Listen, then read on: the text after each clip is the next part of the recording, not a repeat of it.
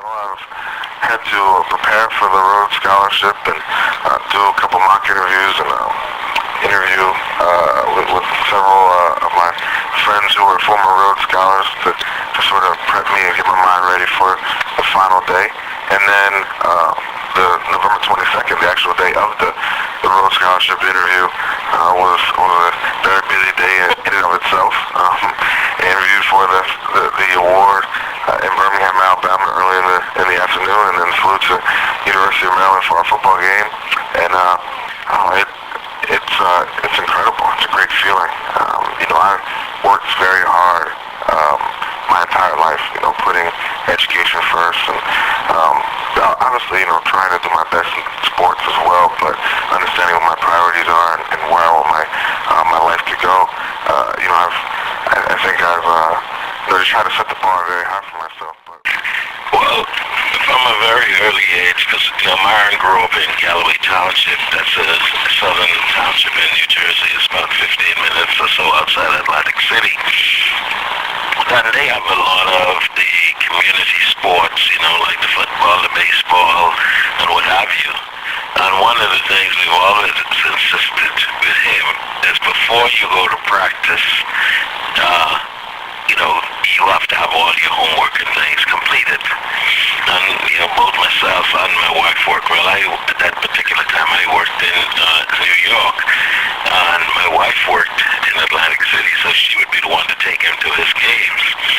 So when he got off from school, the older boys, some of them would be home, but he would have to have all of his homework completed by the time my wife get home before she could take him to his practices. And obviously, if that was not done, he wasn't going to any practice, and he understood that.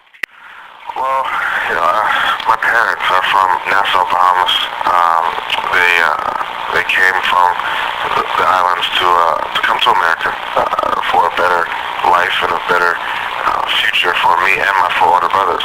They felt that there was no ceiling on your growth in America, that you can set your goals as high as the stars, and you can just really become anything you want to in the United States. And they want to take advantage of the educational system here as well.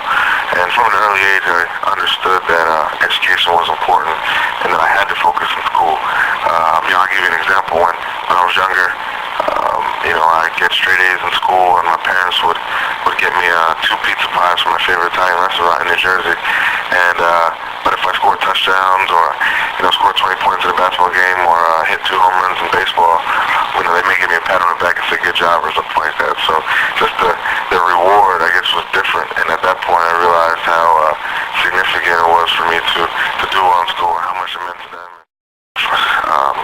It's a program that was designed to, or that is designed to help children fight diabetes and obesity issues, because those are 2 major health concerns for the Seminole tribe, Florida population. That demographic has seen childhood obesity rise, has seen type 2 diabetes rise within their population, within their community.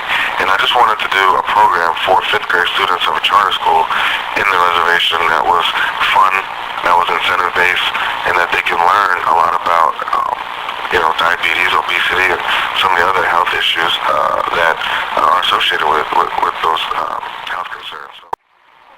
Myron is an extraordinary young man, and with his intelligence and his enthusiasm, and he's a very likable person by people of all ages, some of my age as well as the 5th grade students that he was working with. He's a role model as a student athlete, as was explained to them. At first they knew him as an athlete, and that's what he was most recognized as to our children, first of all.